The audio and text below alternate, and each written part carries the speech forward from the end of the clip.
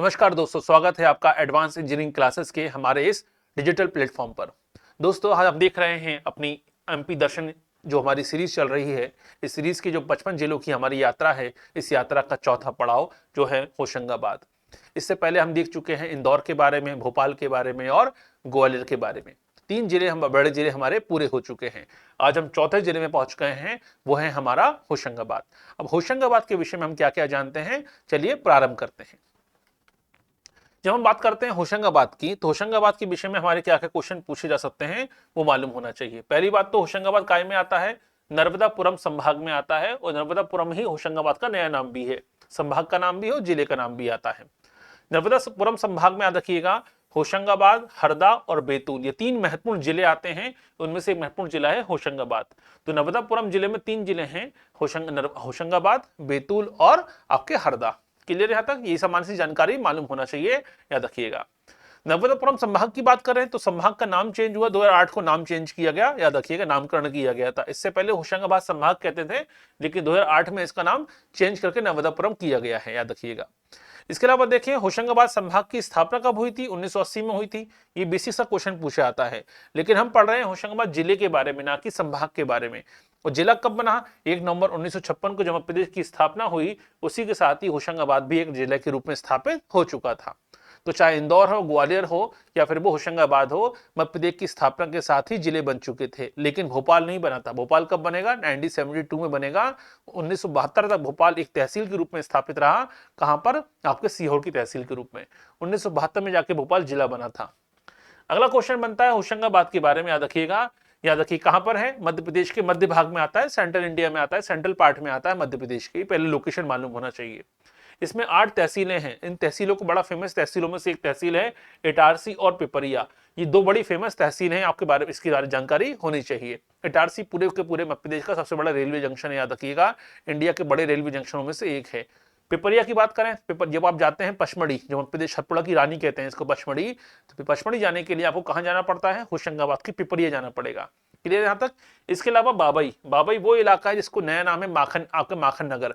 आपने नाम सुना होगा, भारत के राष्ट्र कवि माखन चतुर्वेदी की जन्मस्थली है होशंगाबाद का बाबई। इसका नाम ही चेंज करके रखा गया है माखन नगर। तो भोपाल, होशंगाबाद की 8 तहसीलें हैं और 8 तहसीलों में सबसे फेमस तहसीलों में से एक है बाबई, इटारसी और पिपरिया। ये जानकारी होनी चाहिए। इसके अलावा देखें मध्य प्रदेश की विधानसभा, जो होशंगाबाद की विधानसभा है, इसमें 4 सीटें हैं। कितनी सीटें हैं? 4 विधानसभा सीटें हैं। अभी 17 नवंबर 2023 को चुनाव है मध्य प्रदेश में, तो समान जानकारी होनी चाहिए।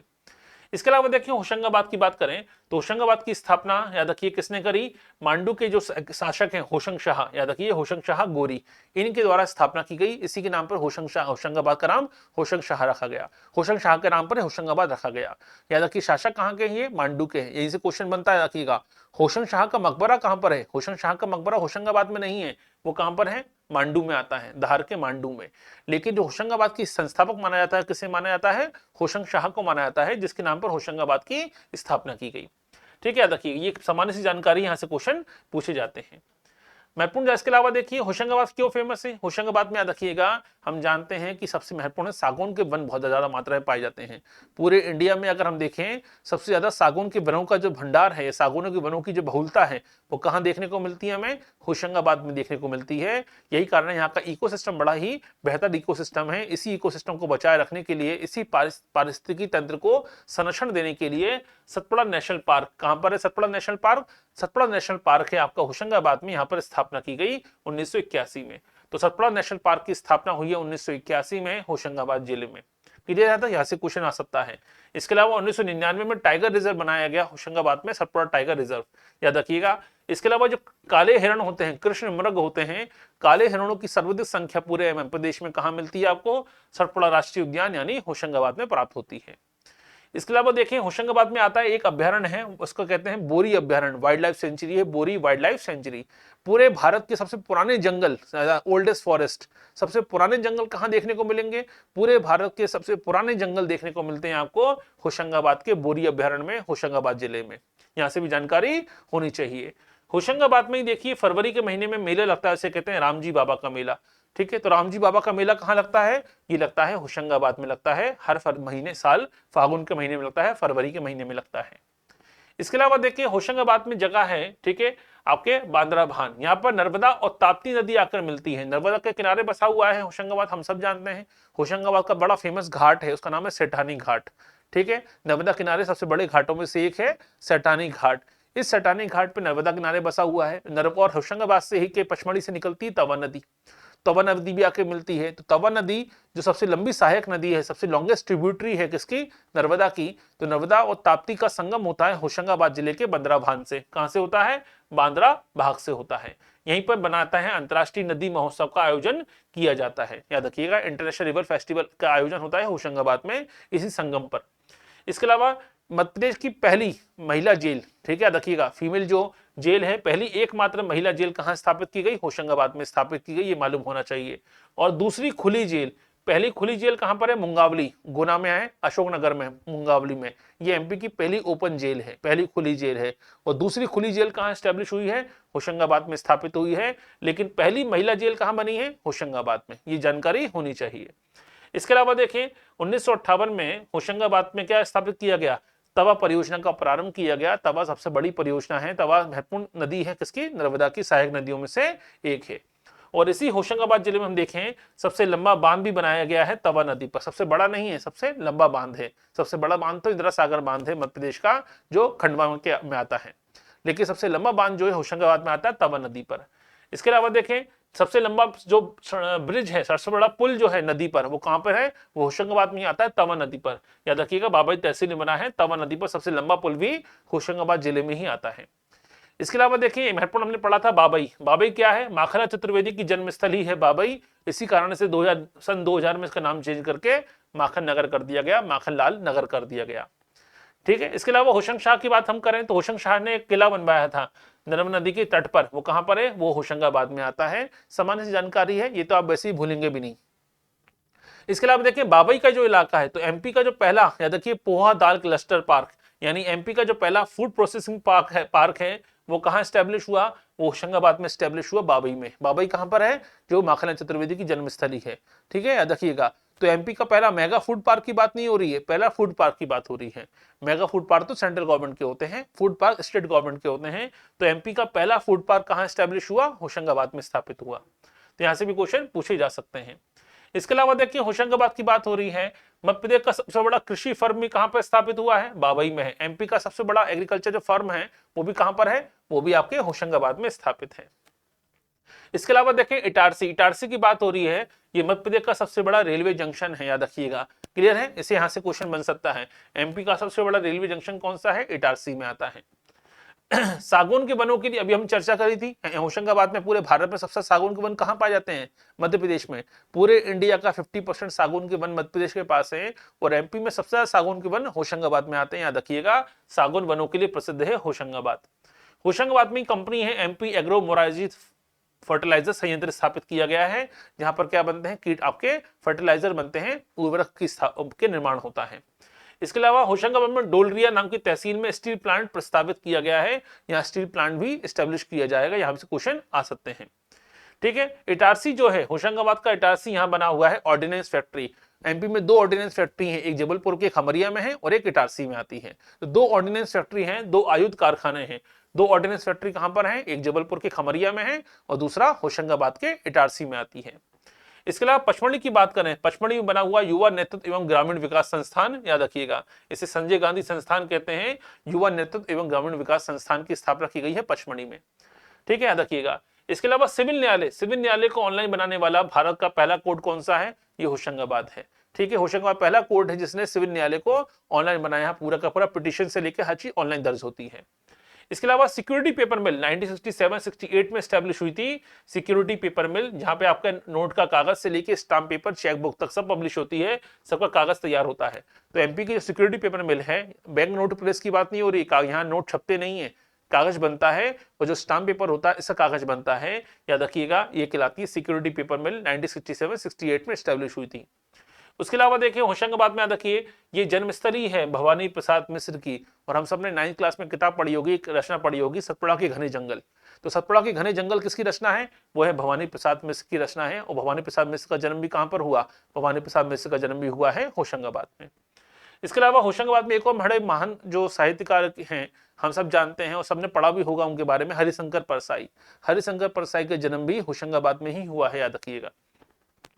होशंगाबाद की बात करें तो सबसे सिंचित जिला है, यानी यहाँ नहरों के माध्यम से, कुएं नलकूपों के माध्यम से अच्छी खासी सिंचाई सुविधा उपलब्ध है। यानी मध्य प्रदेश में अगर किसी क्षेत्र की बात करें और 100 एकड़ की जमीन है तो उसका 87% भाग पर सिंचाई संसाधन उपलब्ध है। यानी होशंगाबाद की कुल सिंचाई भूमि का 87% भाग पर सिंचाई सुविधा उपलब्ध है, यानी मानसून पर निर्भर नहीं है ये इलाका। इसके अलावा देखिए होशंगाबाद की बात करें तो पूरे भारत में, केवल मध्य प्रदेश की बात नहीं हो रही, पूरे भारत में प्रति हेक्टेयर गेहूं के उत्पादन में सबसे आगे है। पूरे इंडिया में प्रति हेक्टेयर गेहूं के उत्पादन में कोई डिस्ट्रिक्ट का सबसे आगे है, वो है होशंगाबाद। इसके अलावा होशंगाबाद में ही बनाया गया है पवाड़खेड़ा में मध्य प्रदेश गेहूं अनुसंधान केंद्र। ये कहां पर है? ये है पवाड़खेड़ा होशंगाबाद में, यहां बना हुआ है Madhya Pradesh wheat research centre यानी गेहूं अनुसंधान केंद्र। होशंगाबाद में जगह है आगर गांव। आगर गांव से प्राप्त होता है टंगस्टन। टंगस्टन समझते होंगे, फिलामेंट बनता है, आपके जो बल्ब होता है विद्युत बल्ब, इसका फिलामेंट बनाने में इस्तेमाल होता है टंगस्टन का। तो टंगस्टन का जो सबसे बड़ी माइनिंग है अपने आप में कहां पर होती है? वो होशंगाबाद के आगर गांव से होती है। ये भी क्वेश्चन मालूम होना चाहिए। इसके अलावा मध्य प्रदेश की सबसे ऊंची चोटी कौन सी है? धूपगढ़, 1350 मीटर ऊंची। ये धूपगढ़ आती कहां पर है? धूपगढ़ आती है पचमढ़ी में, और पचमढ़ी कहीं में आता है? पिपरिया में। पिपरिया कहीं में आता है? होशंगाबाद में। इसका मतलब मध्य प्रदेश की सबसे ऊंची चोटी धूपगढ़ पचमढ़ी में कहां पर है? होशंगाबाद जिले में आती है। सतपुड़ा की सबसे ऊंची चोटी है, highest mount peak of Satpura mountain range. Clear है? इसके अलावा देखिए दूसरी सबसे ऊंची चोटी चौरागढ़, ये भी कहां पर आती है? ये भी मध्य प्रदेश की है, ये भी होशंगाबाद में आती है, पचमढ़ी में आती है चौरागढ़ भी। इसके अलावा देखिए 1857 में पचमढ़ी की खोज किसने करी थी? 1857 में कैप्टन जेम्स फॉर्थ ने की थी, याद रखिएगा, यहां से क्वेश्चन आ सकता है। पचमढ़ी को कहते हैं सतपुड़ा की रानी कहते हैं, याद रखिएगा। होशंगाबाद जिले में आती है पचमढ़ी इलाका। इसकी जो खोज की थी 1857 में कैप्टन जेम्स फॉर्थ ने की थी, यहां से क्वेश्चन आ सकता है। पचमढ़ी में ही बहुत सारे देखिए पर्यटक स्थल भी हैं। सतपुड़ा की रानी भी कहते हैं, मध्य प्रदेश की ईडी भी कहते हैं, मध्य प्रदेश की ग्रीष्मकालीन समर कैपिटल भी कहा जाता है पचमढ़ी को, याद रखिएगा। मध्य प्रदेश का कश्मीर भी कहा जाता है, मध्य प्रदेश का चेरापूंजी भी कहा जाता है। कई नाम दिए गए हैं, कई संज्ञाएं दी गई हैं किसे? पचमढ़ी को।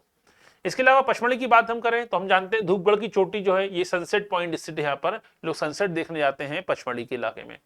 ठीक है, आर्मी एजुकेशन कोर बनाया गया है पचमढ़ी में, ये मालूम होना चाहिए। मध्य प्रदेश का एकमात्र हिल स्टेशन है, क्योंकि मध्य प्रदेश के पास एक ही हिल स्टेशन है, कौन सा? पचमढ़ी। पर्यटक स्थल तो बहुत सारे हैं, लेकिन पर्वतीय पर्यटक स्थल एक ही है, वो है पचमढ़ी।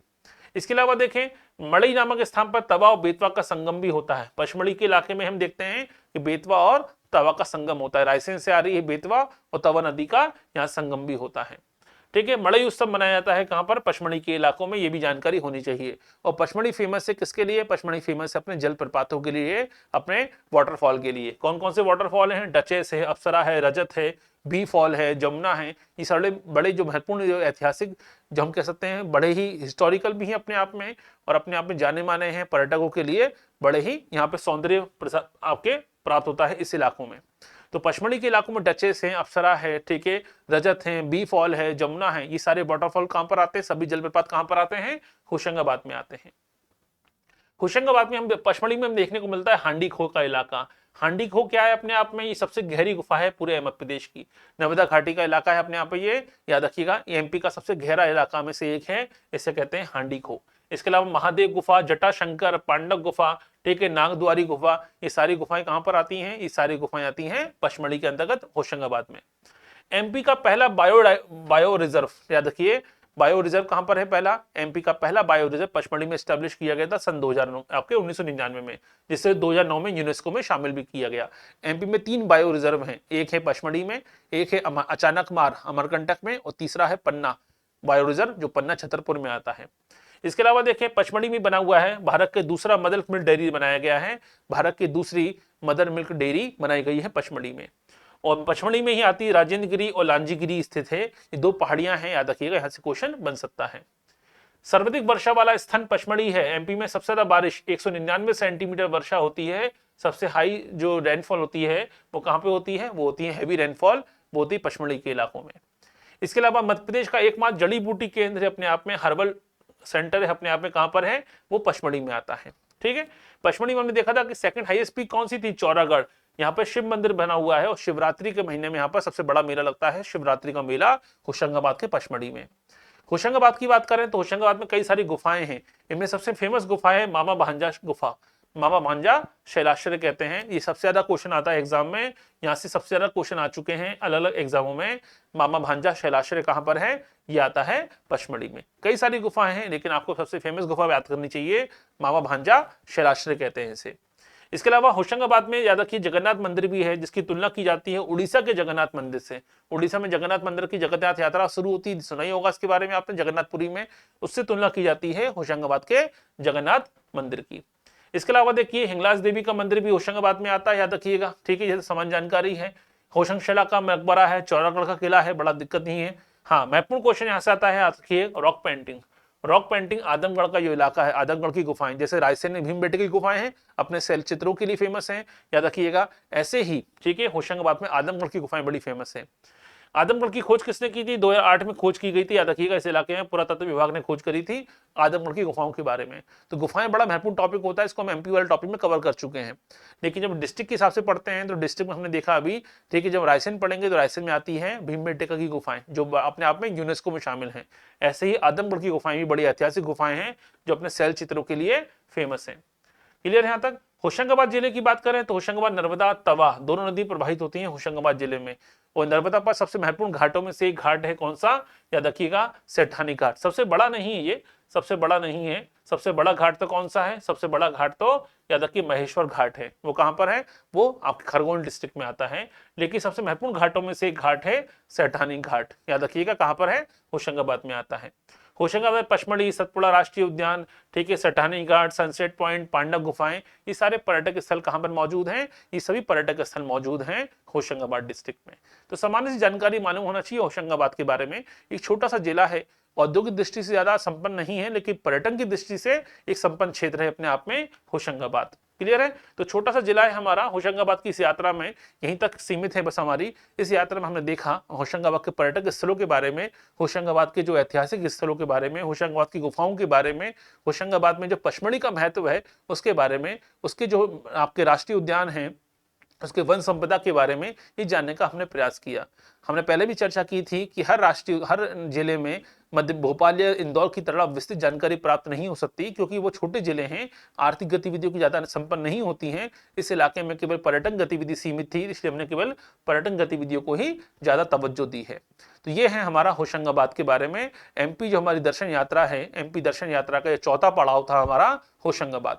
तो होशंगाबाद में आपने जो पढ़ा उसके बारे में आपको जानकारी मिली होगी, ठीक है। उम्मीद है आपके लिए बहुत फायदेमंद, लाभकारी साबित होगी। तो अगले यात्रा में हम शुरू करेंगे अपनी अगला पड़ाव जो हमारा होगा वो 2 से 3 नए जिलों के साथ होगा। कोशिश करेंगे जिलों की संख्या ज्यादा बढ़ाएं ताकि एक ही लेक्चर में आपको ज्यादा जिले पढ़ने को मिल सके। क्लियर है कि बहुत से जिले बहुत छोटे हैं जिनके बारे में मैटर भी कम मिलता है। तो बने रहिए अगले लेक्चर में हमारे साथ। अगले लेक्चर में हम देखेंगे 2 से 3 जिलों को एक साथ, ठीक है। तो आप हमें फॉलो कर सकते हैं फेसबुक के द्वारा, इंस्टाग्राम के द्वारा और टेलीग्राम के माध्यम से भी। तो बने रहिए हमारी इस यात्रा में और मिलते हैं अगले टॉपिक में। धन्यवाद।